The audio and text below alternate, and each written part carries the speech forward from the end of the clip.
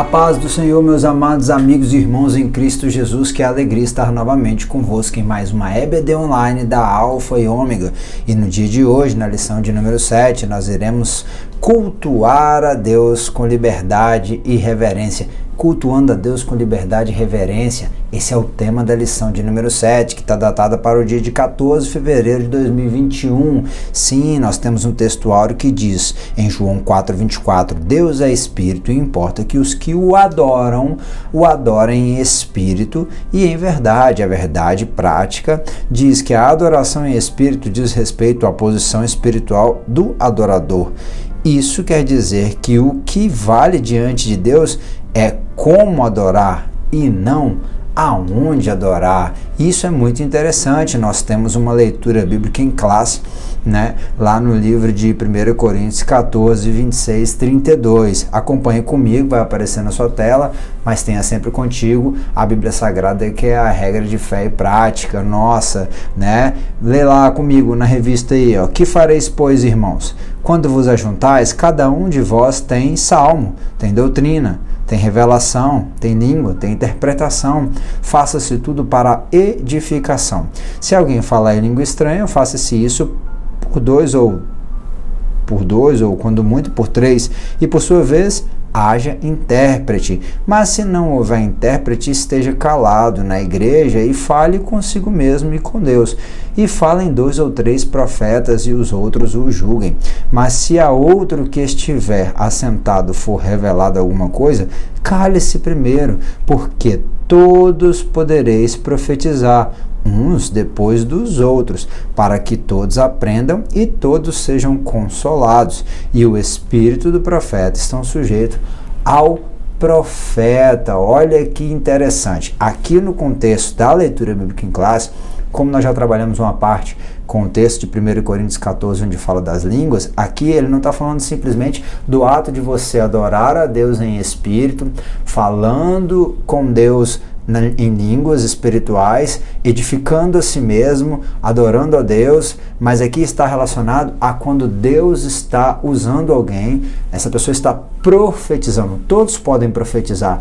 No meio do ambiente pentecostal, todos podem profetizar, mas para que a igreja seja edificada e todo mundo venha aprender e se beneficiar dessa profecia que está sendo falada, fale cada um de uma vez. Mas hoje nós temos aparelho de som, hoje nós temos uma certa facilidade de que o pregador seja ouvido, e é importante ressaltar que a palavra de Deus é o mais importante no culto, é a maior de todas as profecias. Então, enquanto o pregador estiver falando, ninguém vai se levantar para profetizar. Se acontecer disso, acontecer antes ou no final, as outras pessoas vão parar para prestar atenção. Mas no que tange a alguém estar pregando ou cantando e outra pessoa começar a adorar a Deus, começar a falar com Deus em línguas, começar a edificar a si mesmo falando em línguas, não tem problema. É bom e importante ressaltar que Paulo está falando quando há uma profecia, para que todos sejam edificados. É por isso que ele está falando que é importante. Ele já explicou que ele prefere falar mais no seu idioma, com o seu entendimento, para que assim todos possam ser edificados, do que falar em língua onde só ele vai, em espírito onde só ele vai ser edificado. Aqui é o contexto, um contexto onde Paulo está falando com uma igreja que veio do culto pagão, que veio de um contexto de desorganização.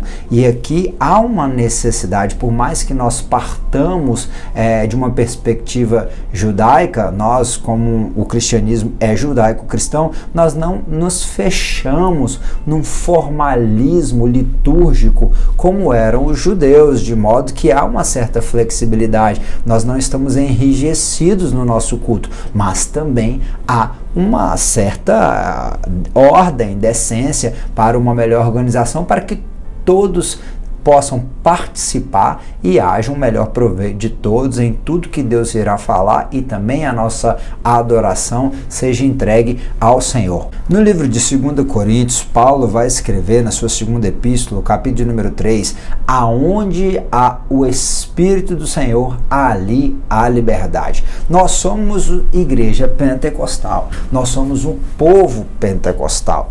Nós precisamos entender, e o nosso comentarista já vai dizer, que igreja é o ajuntamento de pessoas. O termo eclésia no Antigo Testamento, chamados para fora, tinha em um dos seus contextos, eclésia, tinha em um dos seus contextos um povo que se reunia em prol de um ideal. Essa palavra no ambiente grego, ela era usada não somente para a igreja do Senhor, mas para qualquer povo que se reunia em prol de um ideal. No caso nosso, em prol do cristianismo, que é muito mais do que apenas um ideal, uma ideologia, e também tem o seu contexto de manifestar isso para fora. Nós não somos um prédio, nós somos um grupo de pessoas que se reúnem em torno do nosso Senhor Jesus Cristo. Muitas pessoas vão acreditar que a ênfase do movimento pentecostal está no Espírito Santo. Não, na ênfase do movimento pentecostal, da pregação pentecostal, do culto pentecostal, está em adorar ao nosso Senhor Jesus Cristo. Mas nós sim vivemos uma grande influência, vivemos o grande poder de Deus, que é pela ação do Espírito Santo, e isso nos torna diferentes, sim. É aqui que está o contexto de Paulo, capítulo de número 3 da sua segunda epístola aos Coríntios, a liberdade de adorar a Deus, a liberdade de cultuar a Deus, e essa liberdade, ela precisa ser analisada. E andarei em liberdade, pois busco os teus preceitos, Salmo de número 119, 45.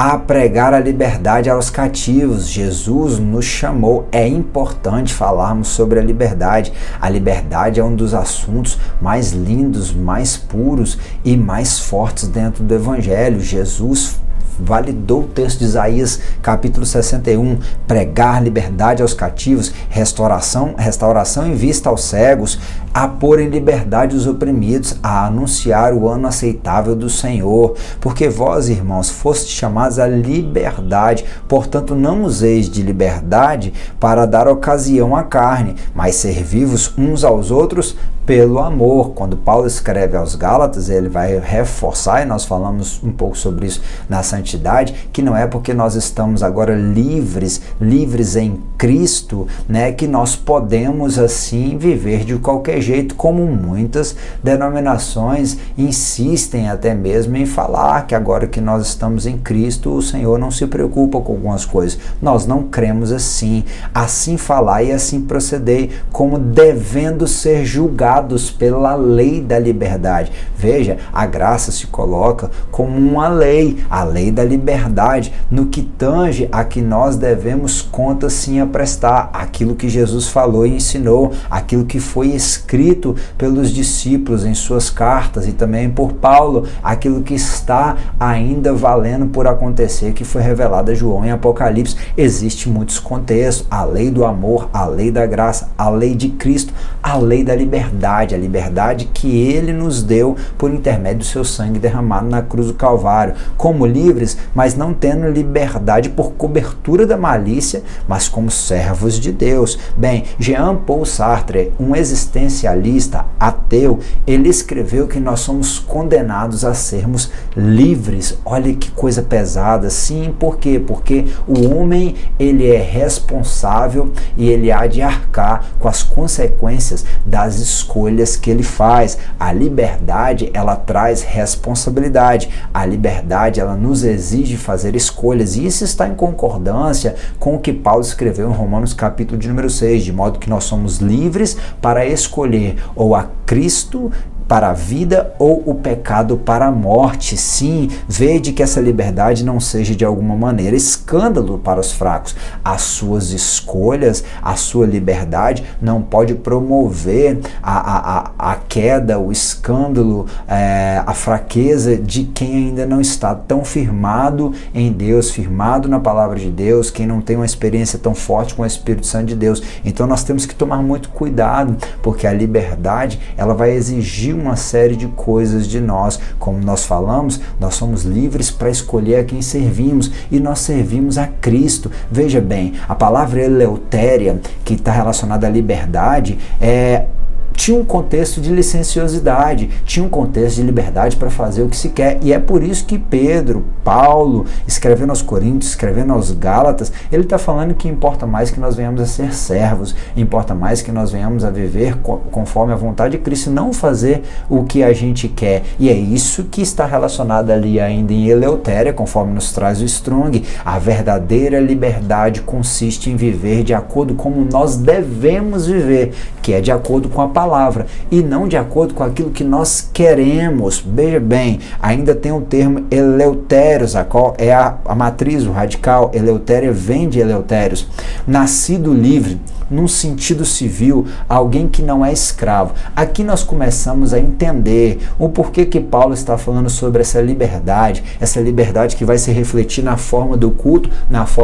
pentecostal, né? Então nós vamos ver que livre, no contexto de Roma, no contexto da Grécia, era alguém que não era nascido escravo, ou alguém que se tornava um cidadão da polis, alguém que tinha direito ao voto, mas não só isso, alguém que tinha direito à fala. Hoje em dia estão tentando calar a nossa voz. No meio das mídias por aí é publicado somente o que querem, mas eu e você ainda temos liberdade para pregar o Evangelho, para pregar a obra de Cristo na terra, e isso tudo nós fazemos com o poder do Espírito Santo. A obra pentecostal, ela supervaloriza a santidade, ela supervaloriza a ação de Cristo na cruz, que veio para nos salvar, e o Espírito Santo nos reveste de poder para fazermos essa grande obra, para pregarmos aquele que foi morto e ressuscitou ao terceiro dia, morreu para nos salvar e nos purificar de nosso pecado, para nos fazer livres. Livres de quê? Livre do pecado, livre do mundo, livre das amarras, das cadeias do diabo, livre da influência da cultura que dia após dia tenta criar em nós necessidade que na grande maioria das vezes nós não temos. Então o termo livre, ele está relacionado a algo que te tira daquilo que te aprisionava, ou seja, que não te deixa obrigado a algo, né? Você não faz algumas coisas por obrigação. Ali nós temos uma correlação também com o contexto da lei mosaica, né? Aquele, porém, que atenta bem para a lei perfeita da liberdade, e nisso persevera, não sendo ouvinte esquecido, mas fazedor da obra, esse tal será bem-aventurado no seu feito. Tiago está escrevendo a sua epístola no capítulo de número 1, e ele nos convida a não ser somente ouvinte, mas praticante da palavra de Deus. Para quê? Para que nós venhamos a botar em prática a lei perfeita da liberdade, perseverando na palavra de Deus, perseverando na vontade de Deus, perseverando em se deixar ser governado pelo Espírito de Deus. O Espírito do Senhor Deus está sobre mim, porque Ele me ungiu para pregar as boas novas aos mansos, e enviou-me a restaurar os contritos de coração e proclamar liberdade aos cativos. O mesmo texto de Isaías 61 foi aquele de Lucas 4 que nós acabamos de ler ali atrás, né? Porque aí nós vamos entender o contexto para onde Paulo está escrevendo. Paulo está escrevendo um único lugar onde nós vamos ver que deixa uma certa referência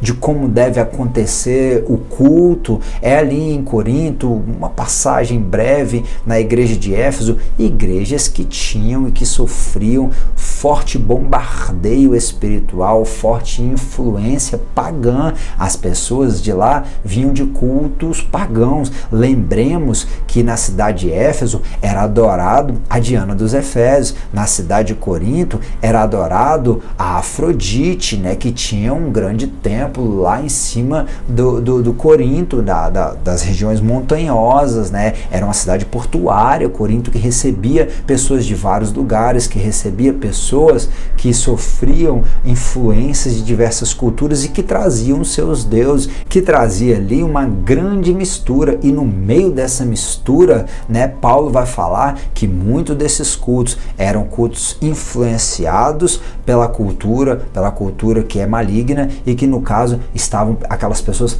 aprisionadas. Então ele vai falar sobre a verdadeira liberdade, sobre a liberdade de adorar em espírito, né, ensinando a igreja como vai proceder. Veja, eu estou trabalhando a liberdade não só dentro do contexto do culto, mas no que tange a sabermos do que nós somos livres, né? Livres para escolher, livres para opinar, somos livres do pecado, livres do mundo, livres do diabo pelo sangue de Jesus, pela obra de Cristo, somos livres para proclamar a vontade de Deus de salvar a humanidade, somos livres e andamos em liberdade, guiados pelo Espírito Santo de Deus para fazer uma grande obra. E no meio dessa cultura, Paulo lembra aos Coríntios, capítulo número 10, todas as coisas me são lícitas, eu sou livre para tudo, mas nem tudo me convém. Todas as coisas me são lícitas, mas nem todas me edificam. Então, como nós falamos sobre a liberdade, nós precisamos saber aquilo que é importante nós vivermos, né? De acordo também que Pedro vai falar que algumas pessoas hoje, elas insistem em falar que não precisam de alguma coisa, ou que não é assim, que não é assado, e que promete a liberdade, mas na verdade eles mesmos não são livres, né? Nós precisamos permitir que a verdade nos liberte, conhecer a palavra com profundidade. Se conhecereis a verdade vos libertará. É só assim que nós andaremos em liberdade, é só assim que nós promoveremos a libertação, prometendo-vos liberdade, sendo eles mesmos servos da corrupção, porque de quem alguém é vencido, do tal se faz também servo ou escravo. A pessoa que está sujeita ao pecado, ela é escrava do pecado. Então nós entendemos esse contexto aí de Eleutéria, nós vimos o contexto de alguns textos sobre a liberdade, e agora nós vamos entender como está na verdade prática, que o mais importante, e por isso que eu falei muito sobre a liberdade, o mais importante não é aonde você adora, mas é como você adora. Faça-se tudo com ordem e com decência. Olha só, Deus é espírito e importa que os que o adorem em espírito e em verdade. É extremamente interessante isso. Nós precisamos adorar o Senhor em espírito e em verdade, né? O comentarista chega a dizer que sobre a igreja de Jundiaí, lá onde ele é líder, né, o pastor Ezequiel Soares, ele vai falar que tinha esse contexto desse texto de Salomão escrevendo Eclesiastes capítulo número 5:1, lá na parede: guarda o teu pé quando entrares na casa do teu Deus, porque chegar-se para ouvir é melhor do que oferecer sacrifício de tolos, pois não sabem que fazem o mal. Tem até um louvor, né? Quando entrares na casa do Senhor teu Deus, tira a sandália dos teus pés, purifica o teu coração, o lugar santo és. Olha que coisa linda. Sim, nós temos que ter reverência na casa do Senhor, mas eu quero trazer uma aplicação e te convido a refletir comigo, entendendo que Paulo falou que nós somos templo do Espírito de Deus, e de modo aonde nós estamos, nós que ali é onde botamos a planta dos nossos pés, não será concedido como herança. A herança do povo de Israel era santificar o lugar. Nós, enquanto igreja, aqui temos a herança de constituir aquele lugar onde nós estamos um lugar santo para o reino de Deus, onde a presença do Senhor está, porque nós lá estamos. Então nós temos que entender que não só na igreja, mas toda a nossa vida, ela é uma vida de culto e de adoração, que começa quando acordamos, que finda enquanto dormimos, na hora que vamos dormir, e o Senhor ainda nos guarda durante o nosso sono, e a dia após dia nós vamos adorando ao Senhor em todo lugar, em todo momento, buscando fazer isso em espírito e em verdade. Assim, aonde nós estivermos, aonde você estiver, seja na escola, seja no trabalho, seja em casa, seja na igreja, você vai ser igreja. Você vai ser alguém que busca adorar ao Senhor com temor, com reverência, né? Isso é muito importante. E quando nós chegarmos dentro do templo para nos ajuntarmos com os nossos irmãos, assim vivendo nessa reverência, vivendo nesse temor do Senhor, nós vamos ter muito mais prudência, nós vamos, assim como se diz, exercitar essa prática da reverência, da ordem, da decência com muito mais tranquilidade, com mais facilidade, né? E assim ajudarmos uns aos outros melhor. Também lhe farás uma moldura ao redor, de largura de 4 dedos, e lhe farás uma coroa de ouro ao redor da moldura. Também lhe farás 4 argolas de ouro e porás as argolas aos 4 cantos que estão nos seus outros pés, né? Nós temos uma forma que era feita, o modelo, né? Nós vamos ver que em Êxodo o Senhor vai dar o modelo para fazer todas as coisas. Existe um modelo.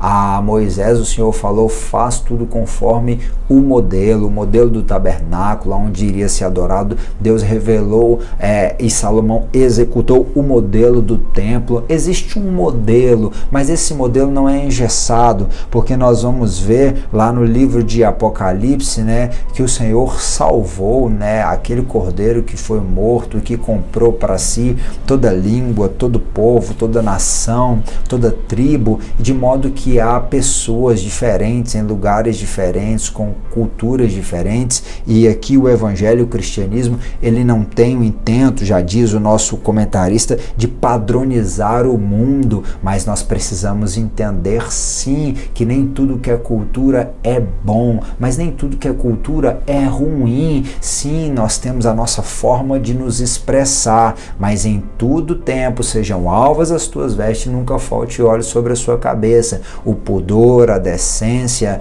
a adoração, ela tem que ser primazia e ela tem algumas regras. Sim, existe um modelo, Deus deixou um modelo para Moisés e existe um modelo também para nós. Esse modelo ele não é engessado e o Senhor quer que, assim, com toda a criatividade que Ele nos concedeu, nós venhamos adorar ao Senhor. A forma que o irmão batista, a forma que o irmão presbiteriano, a forma que o africano, a forma que o sul-coreano, a forma que o americano, às vezes no ocidente é um pouco mais próximo, mas a forma que um sueco vai adorar é diferente da forma como o irmão da Índia vai adorar. E assim nós precisamos entender que Deus concedeu a cada um uma forma de adoração, mas em tudo tem que ser com ordem, com decência. Em tudo há de se priorizar a palavra de Deus, em tudo há de se priorizar a santidade e a liberdade para o Espírito Santo atuar, né? Olha só, quando te tiver introduzido na terra dos cananeus, heteus, amorreus, heveus, jebuseus, ao qual jurou teus pais que te daria, que mana leite e mel, assim tu farás o culto, né?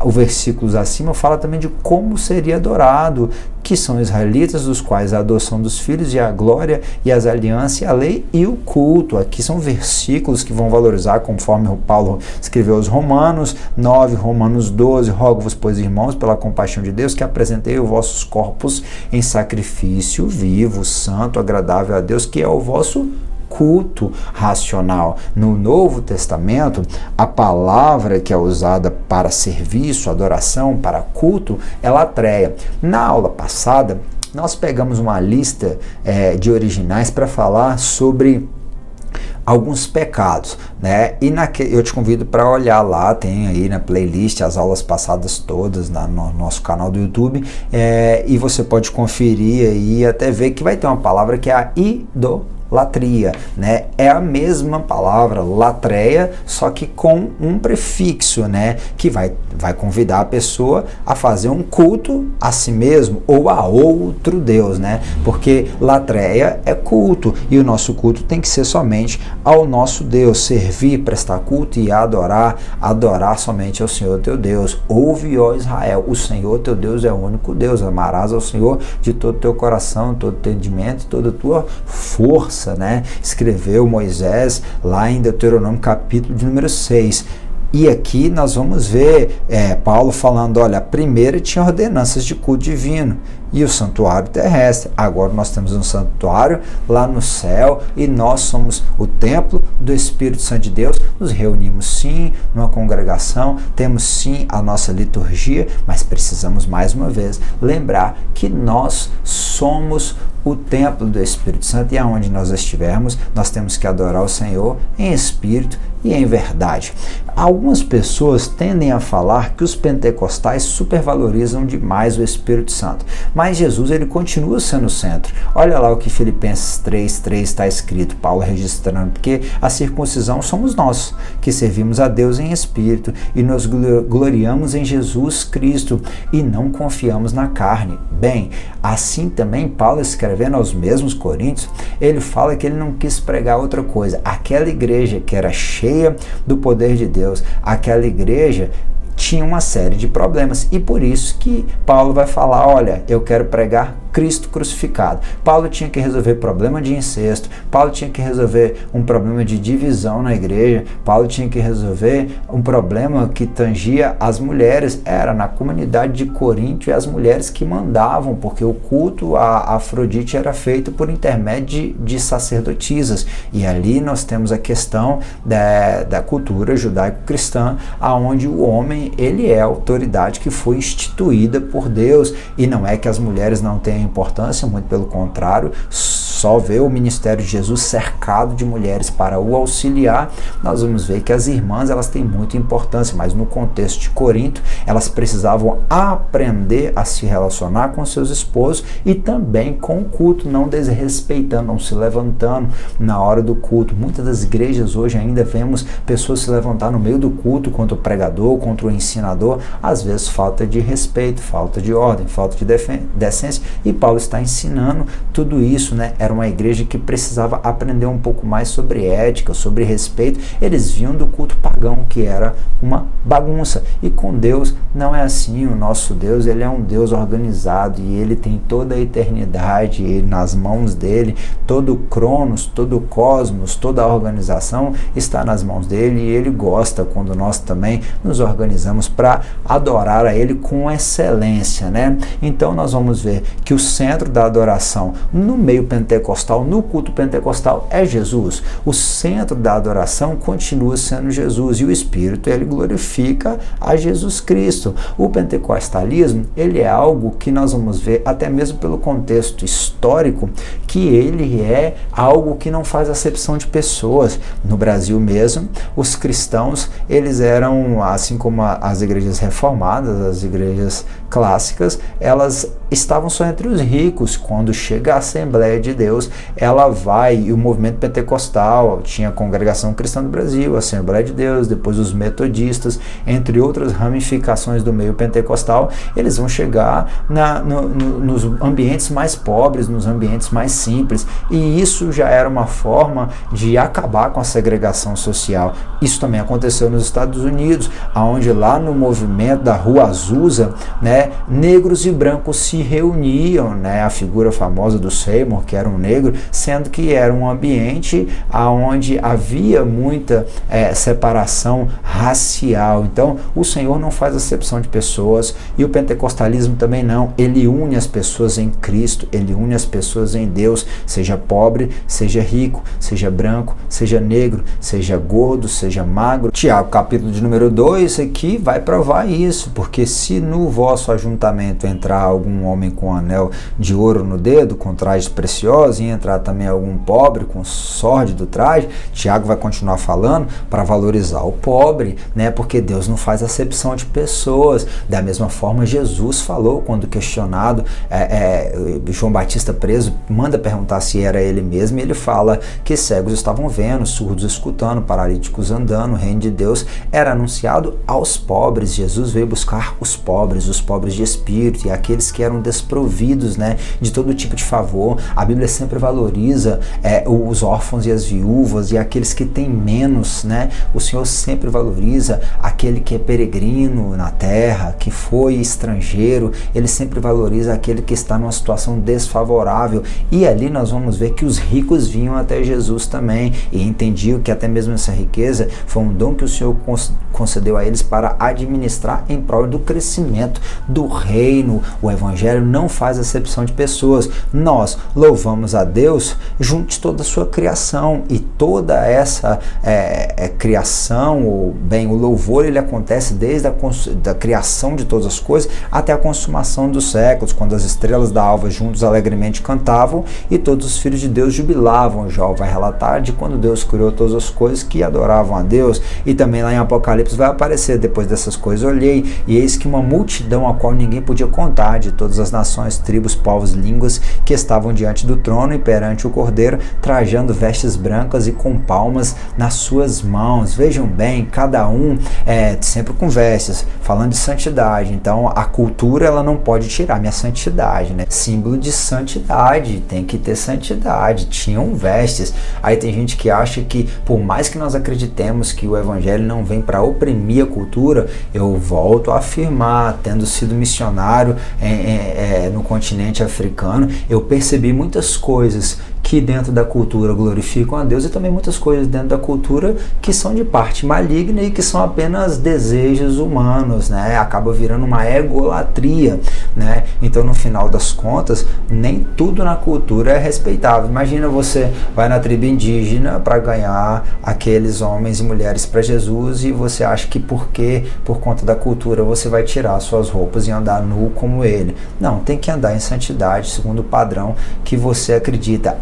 O pentecostalismo, nós das Assembleias de Deus, nós valorizamos a santidade, e a Bíblia diz acerca da igreja do Senhor como aquelas mulheres que andam em pudor para agradar ao Senhor. E a palavra pudor está relacionada a tapar o corpo. Então, o movimento pentecostal, ele acredita e ele anda em conformidade com a palavra, com a pregação da palavra e também com a santidade. E isso glorifica a Deus. O Espírito é santo e ele não compactua com o pecado. Então, nós vamos ver que tem vestes, né? Tem a cultura, mas também tem vestes. Bem, que farei, pois? Orarei com o Espírito, mas também orarei com entendimento. Cantarei com o Espírito, mas também cantarei com entendimento, né? A adoração no meio do povo de Deus tem que ser com entendimento. Tem louvor no nosso culto, tem oração no meio do nosso culto. Nós valorizamos também a palavra como regra de fé e prática.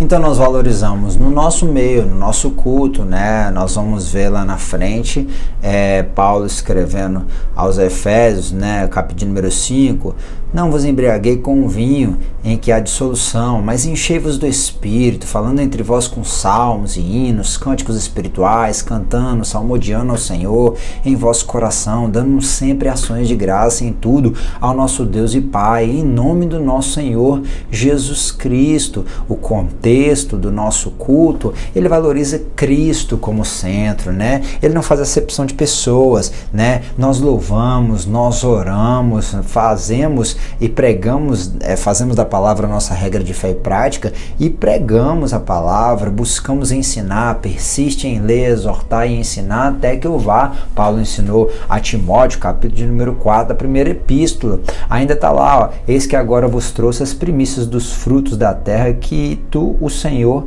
me deste. Então os porás perante o Senhor teu Deus e te inclinarás perante o Senhor teu Deus. Nós ofertamos, nós valorizamos e acreditamos que o dízimo não é coisa do Velho Testamento. Não, o dízimo que significa 10%, a 10ª parte. Nós entendemos que Abraão, antes da lei mosaica, ele deu dízimo a Melquisedeque, e o nosso Senhor em Hebreus 7, também em Hebreus 9, vai ser apresentado como sacerdote segundo aquele que é da ordem de Melquisedeque. Então nós entregamos o dízimo não somente ao pastor, à igreja, mas devolvemos à casa do tesouro ao Senhor aquilo que lhe pertence, e ofertamos, cada um contribua segundo propôs no seu coração, não com tristeza ou por necessidade, porque Deus ama o que dá com alegria. 2 Coríntios 9:7, ainda 1 Coríntios 16:12 diz bem assim: ora, quanto à coleta que se faz para os santos, fazei vós também o mesmo que ordenei às igrejas da Galácia. No primeiro dia da semana, cada um de vós põe à parte o que puder juntar,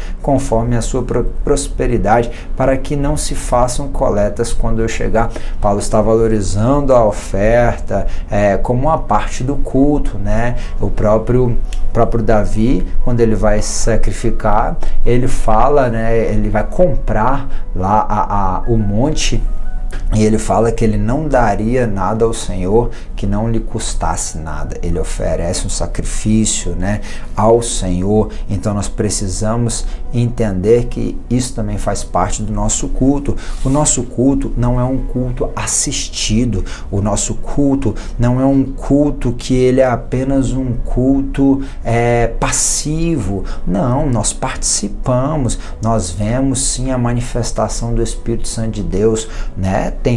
Tem cura, tem milagre, tem maravilha. Olha o que Jesus falou quando ele falou para ide por todo mundo. Isso está relacionado à obra de evangelismo e à obra de missões, que também está relacionada à implantação de igrejas. E o que tem que acontecer no culto? O que vai acontecer na obra de evangelismo e missões? Pregação do evangelho, aí pregar o evangelho a toda criatura, quem crê batizado será salvo. Existe o culto, aí algumas igrejas, é claro que é o culto de adoração ao Senhor que é feito quando tem o batismo, é um culto de adoração ao Senhor que é feito quando há um casamento, é um culto de adoração ao Senhor em alegria e prestação de ações de graça ao Senhor, porque a família está reunida, porque os jovens se dedicaram em fazer o culto ao Senhor. O culto é do Senhor na gestão dos jovens, na gestão das irmãs. Nós temos que tomar cuidado, o culto das irmãs, o culto dos irmãos, é o culto de libertação? Não, o Senhor, ele continua libertando em todo culto, ou deveria ser assim. Em todo culto deveria haver pregação e ensino da palavra, ou a palavra que é pregada com fogo e ensinada, aonde a pessoa sai alimentada, edificada como um edifício forte, construído pelas mãos de Deus, por intermédio até mesmo do pregador, onde o Espírito Santo fala fortemente com a igreja que está sendo pavimentada, fundamentada, uma argamassa boa ali na pregação. Todo culto deveria falar sobre missões, não é só o culto de missões. Eu sei que tem uns departamentos que nós nos organizamos, mas nós temos que entender que todo culto tem que falar e se preocupar com a igreja perseguida, se preocupar com os povos não alcançados, se preocupar com os nossos irmãos que se predispuseram a sair, que romperam com a comodidade, com seus familiares, com a igreja local, para ir anunciar a Cristo entre aqueles que nunca ouviram falar da salvação que vem por intermédio de Jesus. Nós temos que nos preocupar sabendo da realidade dele, nos preocupar preparando eles, trazendo eles para se preparar mais, preparando pessoas para ajudar a eles lá, investindo financeiramente neles. Tudo isso faz parte do nosso culto, né? Não é somente um culto de missões, mas a igreja faz missões e missões é a realidade da igreja. Então pode haver o culto, aonde a ênfase vai ser voltada para as missões, mas não é as missões em si, é o Deus que faz missões que é exaltado. É o culto ao Senhor, aonde falaremos também sobre missões, sobre ensino, sobre libertação, sobre cura, sobre batismo com o Espírito Santo, né? Não é um culto de avivamento, há avivamento no culto ao Senhor, e nós precisamos aprender a lidar com todas essas questões. Eu vou continuar. Estes sinais seguirão os que creem em meu nome, expulsarão demônios. Então, há libertação no culto, falarão em novas línguas, há batismo com o Espírito Santo, há liberdade no meio do povo de Deus para cultuar ao Senhor. Nós temos liberdade para cultuar ao Senhor e nós continuaremos sim falando em línguas estranhas. E se Deus quiser edificar a igreja, ele levantará também alguém com discernimento para interpretar e trazer a profecia para o povo de Deus crescer na presença dele. Pegarão e serpentes, se beberem alguma coisa mortífera, há livramento. Quantos irmãos, quantas irmãs, quando saem dos cultos, ou até mesmo para chegar no culto, Deus dá livramento, coisa tremenda, há livramento nos cultos. O irmão levanta e fala que Deus está dando um livramento na saúde, ou de assalto, ou de acidente. Deus ainda fala no nosso meio. Sim, se houver alguma coisa mortífera, não lhe fará dano algum, porão mão sobre os enfermos e os curarão ainda na... Oh, meu Deus, que vontade de soltar uma rajada de língua estranha. Cada lugar tem sua linguagem, né? Aqui na aula, às vezes eu estou um pouco mais comedido, mas a gente, às vezes, sente uma vontade de soltar uma rajada de língua estranha. No culto ainda há cura. O meu Deus, o seu Deus ainda opera curas, milagres e maravilhas no meio do seu povo. Ele faz isso no meio do seu povo e por intermédio do seu povo, seja dentro do templo, seja fora do templo. Aonde você estiver, Deus possa manifestar o poder e a cura dele por intermédio de ti. Sim, e o Senhor, depois de lhe ter falado, foi recebido no céu. No céu, nós vamos continuar o nosso culto pentecostal, pregando que o nosso Senhor Jesus ressuscitou e que ele um dia irá nos levar para o céu. Ele foi recebido no céu, assentou-se à direita de Deus, e eles tendo partido, pregaram por toda parte, cooperando com eles o Senhor e confirmando a palavra com sinais que o seguiam. Sim, o nosso Deus continua cooperando conosco. Nós continuamos cultuando, continuamos adorando, continuamos pregando, e ele continua cooperando conosco. Sim, isso é extraordinário, isso é maravilhoso. Nós vamos ver mais uma vez como está em 1 Coríntios, capítulo de número 14. O que fareis, irmãos? Quando vocês se ajuntarem, um tem um salmo, o outro traz um ensino, uma doutrina, o outro traz uma revelação, o outro fala em língua, o outro interpreta a língua. Faça tudo para edificação, tudo para edificação do povo. De sorte, ainda 1 Coríntios, capítulo de número 14, que as línguas são sinais para os que não creem. Olha que coisa interessante. Às vezes o irmão chega lá na igreja e está cheio de Deus, fala em línguas, e o outro que é descrente ou que não serve ao Senhor ainda, chega naquele lugar, ele não entende. Paulo vai falar que a profecia é sinal para os fiéis, né? Se, pois, toda a igreja se congregar num lugar e todos falarem línguas e entrarem um indouto ou infiel, não dirão porventura que estáis loucos, mas se todos profetizarem e algum indouto ou infiel entrar, de todos é convencido. A palavra revelada convence a todos, a igreja e os indoutos. Mas eu tenho certeza que você, antes de servir a Jesus, como eu já entrei numa igreja, falei, esses crentes é tudo doido, mas saía todo arrepiado, saía sentindo algo diferente. Depois veio a entender que aquele algo diferente era a presença do Senhor, a presença do Espírito Santo de Deus. Quando a palavra era pregada, aquilo vinha como um martelo no teu coração, te despedaçando para ser reconstruído da forma que Deus queria, para a honra e para a glória e louvor do nome dele. Olha, nós estamos aqui adorando ao Senhor no meio de tanta diversidade.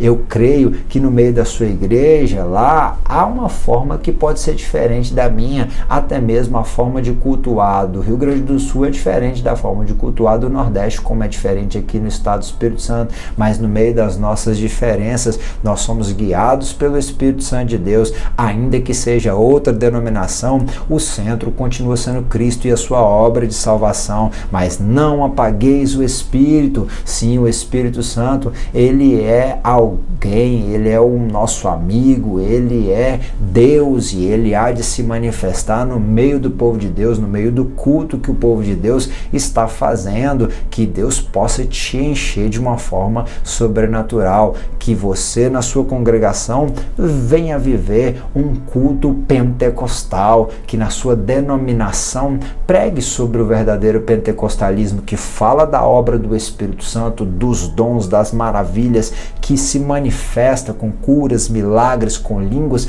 mas que valoriza também não somente o batismo com o Espírito Santo, mas ser cheio do Espírito Santo, e também valorize a obra de Cristo, a obra missionária, a libertação, conversão, a transformação, a adoração, porque nós adoramos a Deus em espírito e em verdade, que na sua vida, não somente dentro do templo, você esteja sempre avivado. Já ouviu aquele louvor? Parece uma paródia do batismo com o Espírito Santo no ônibus. Tem gente que foi batizado dentro da igreja. Eu fui batizado dentro de casa sozinho, uma experiência particular. Tem gente que foi batizado no ônibus, virou até música. Tem gente que é batizado num retiro, tem gente que é batizado no trabalho. É gente que vai buscando o Espírito Santo, sai do culto cheio e fica tão cheio que tem uma hora que não consegue mais. Isso vai transbordar, que você possa transbordar do Espírito Santo de Deus e ter uma vida pentecostal, valorizando a santidade, valorizando a palavra, valorizando a amizade e a atuação que o Espírito Santo de Deus te convida a viver na presença do Senhor. Ele quer fazer grandes coisas por intermédio da igreja. Sim, Ele quer fazer grandes coisas por intermédio da minha e da sua vida, e fazer grandes coisas na minha e na sua vida. Que o Senhor te abençoe poderosamente. A conclusão diz que nós precisamos saber que o Novo Testamento não estabelece uma forma litúrgica de adoração,